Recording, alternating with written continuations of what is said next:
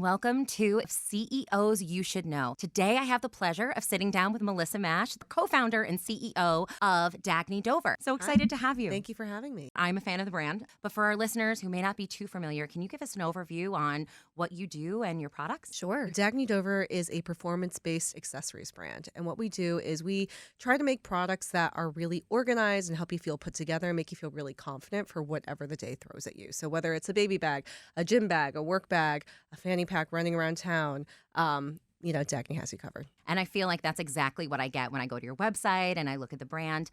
What you may not know, Melissa, is before I was in media, I worked in the fashion industry and I was in wholesale. So I know how competitive and challenging the industry is, especially when it comes to handbags.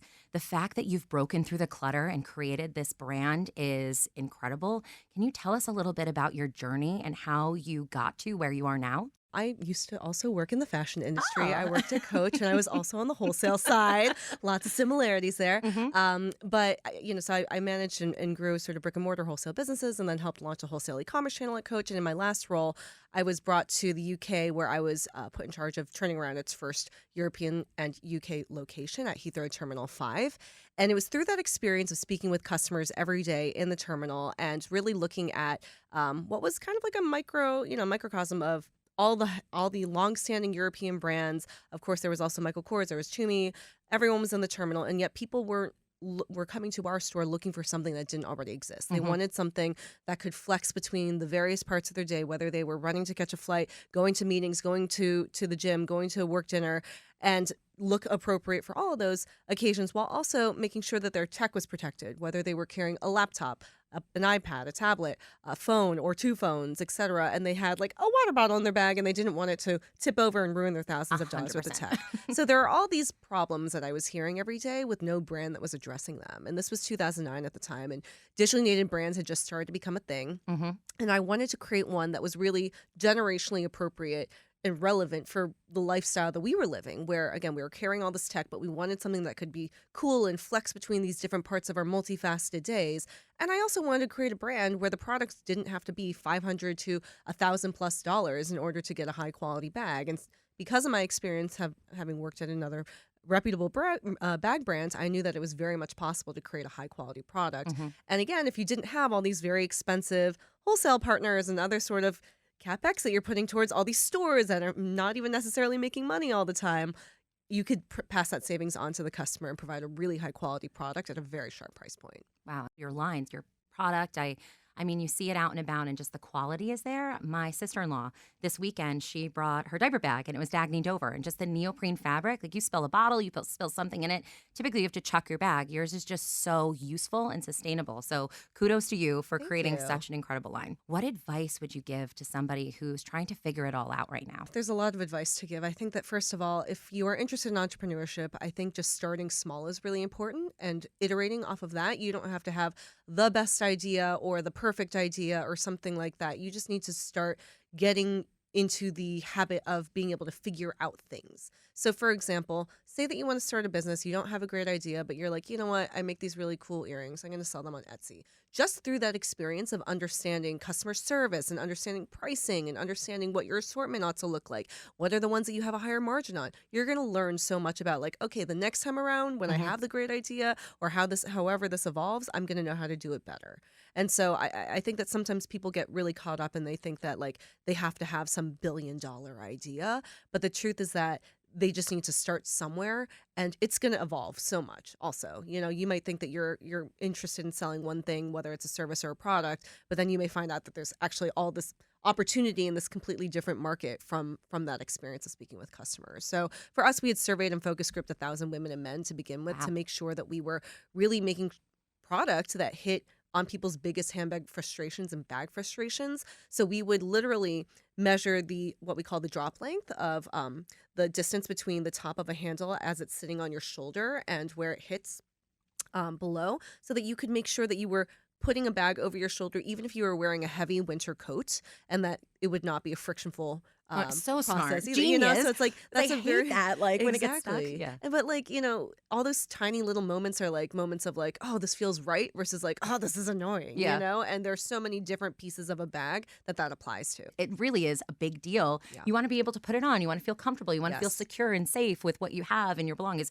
That is genius. And I feel like that's just such a thoughtful approach to creation and probably a real testament onto why you were able to cut through the clutter and really build this brand that has become so prominent. Yeah, I think thoughtfulness is the word that comes to mind in terms of everything that we do, in terms of how my co-founders and I, put in workplace policies, in terms of how we design products, in terms of who we interact with, in terms of our partners and who we want to associate ourselves with.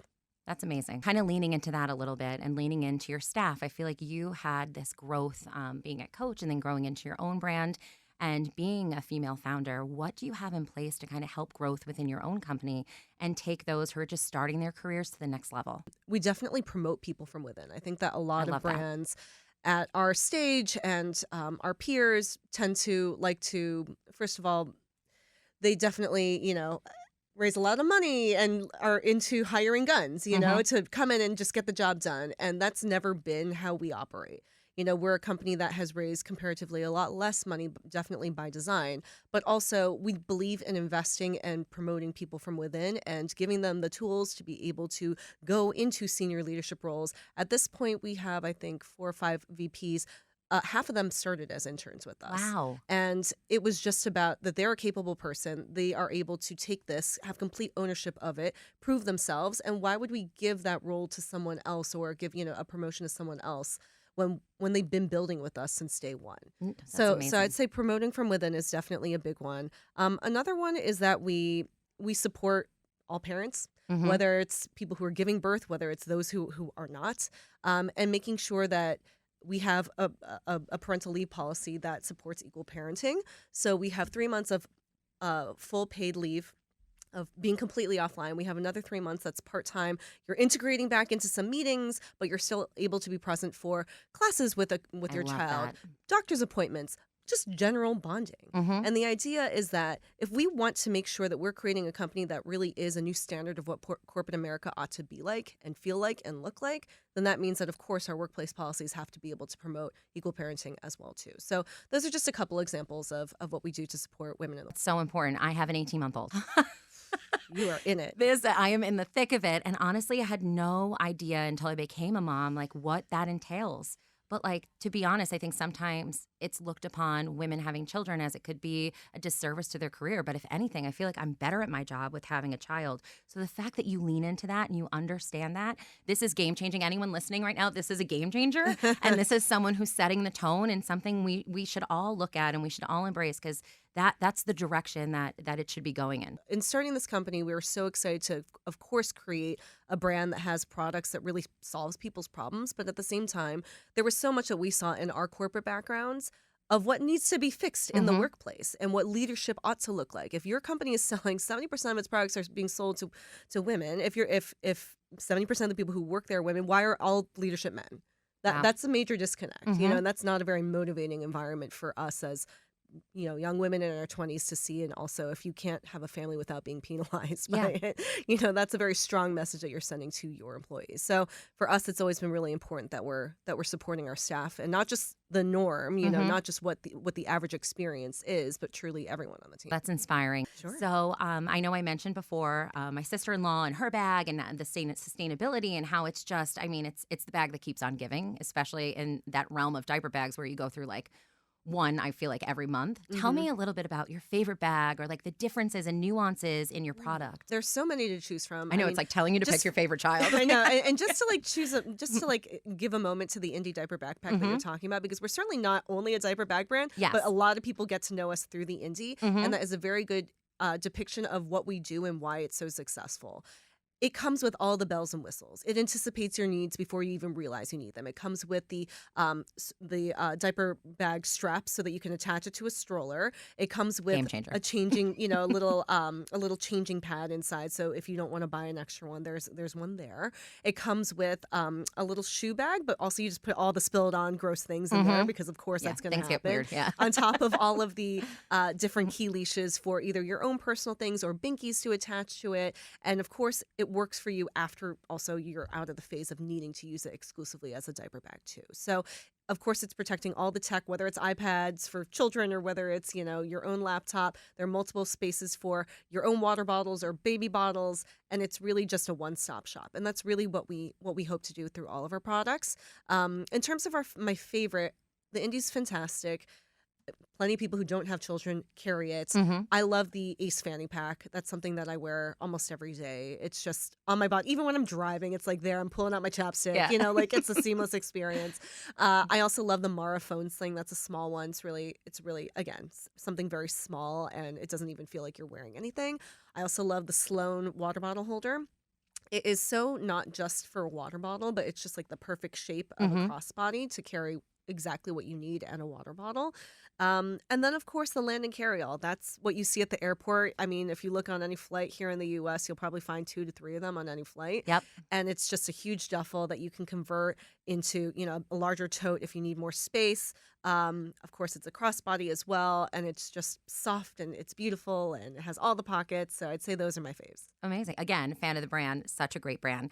Is there anything else you would love our listeners to know or anything you want to dive into? Something that people have often brought up in the past has been like, oh, like how do you marry like fashion with function? Like how do you make something that's so practical also like really visually appealing? And I think that honestly, that concept of those two things going together has been very foreign up until at least in the bag space up until we came around and maybe some other players too. And we even in our early days, we had like a Shark Tank pitch session where one of the people said like, oh, but do fashionable women really want to carry, like, do they really care about being organized? As if like those things are completely incompatible. And obviously that's ridiculous. Ridiculous.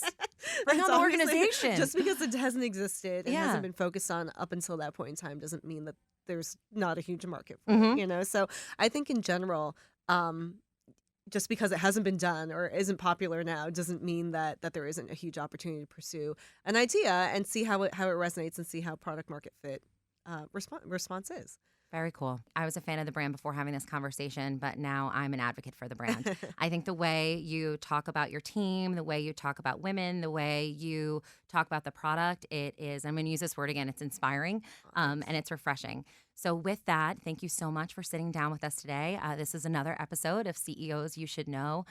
For those of you that are looking for a new bag or looking to one to add to your collection, please check out Dagne Dover. Obviously, you heard from Melissa firsthand on the quality, the thoughtfulness, and everything that does go into creating this incredible female co-founded brand. Thank you so much for joining us today. We really appreciate it and wish you the best of luck and continued success. Thank you so much.